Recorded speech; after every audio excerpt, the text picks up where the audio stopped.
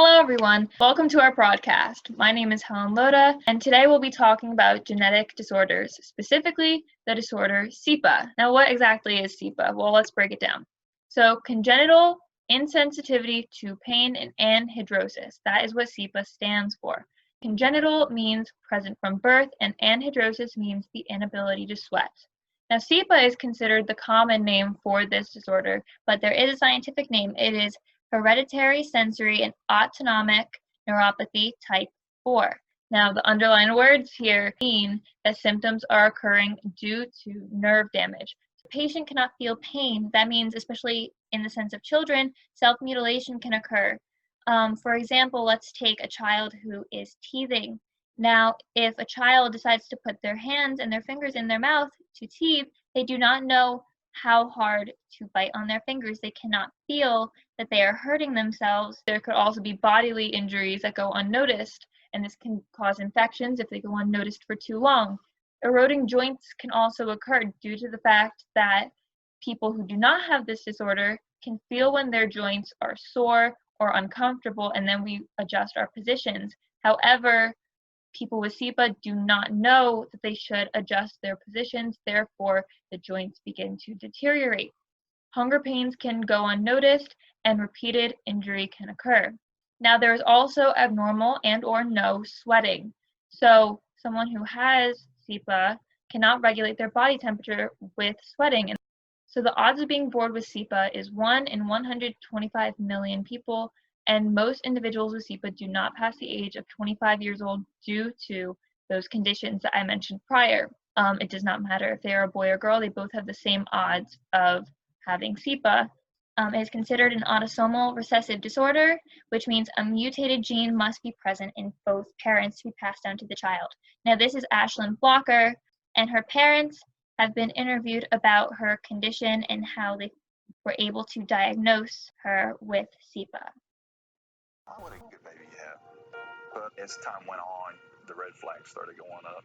From the moment she was born, Ashlyn Blocker didn't cry when she was hungry or had diaper rash, or even when, at just 8 months old, her parents took her to the eye doctor. When they put the dye in her eye, everyone just kind of gasped. She had a big corneal abrasion across her eye.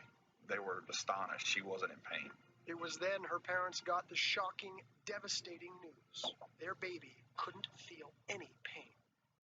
There is in our chromosomes called TRKA, or sometimes called NTRK1, and it is actually working. It creates a protein to control nerve growth.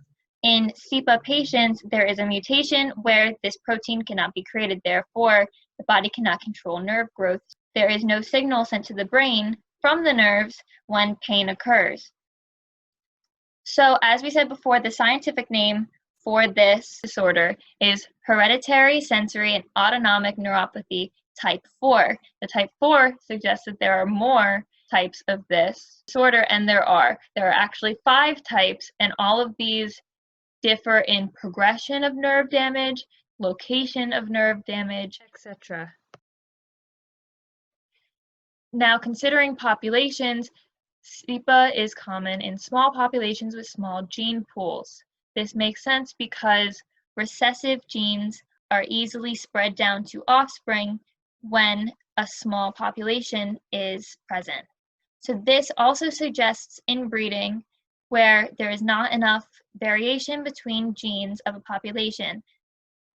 So unfortunately, there is no cure as of now, but treatment may be considered controlling body temperature, preventing self-injury, and treating orthopedic problems often and as soon as possible. And this falls into the care at home for these patients. Parents with a child with CIPA are very aware, or they should be aware, of other mental disabilities because it is very common for children with CIPA to also have mental disabilities.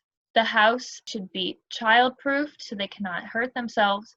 Supervision, so someone is aware if they do hurt themselves, and protective gear is suggested, especially with eye gear.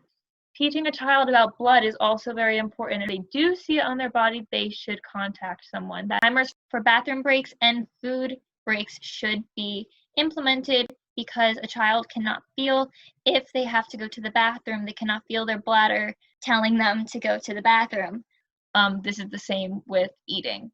Physical therapy is highly suggested for the joint issues or a wheelchair, and living in cooler climates is suggested so there is a less likelihood of the child sweating.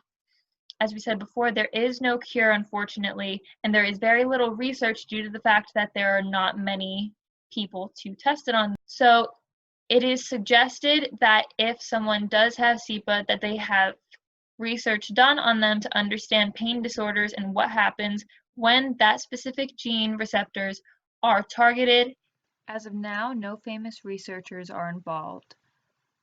Now, CIPA, if you've heard of it before, if you have heard of the symptoms before, it may be because you have watched Grey's Anatomy, two very medical shows.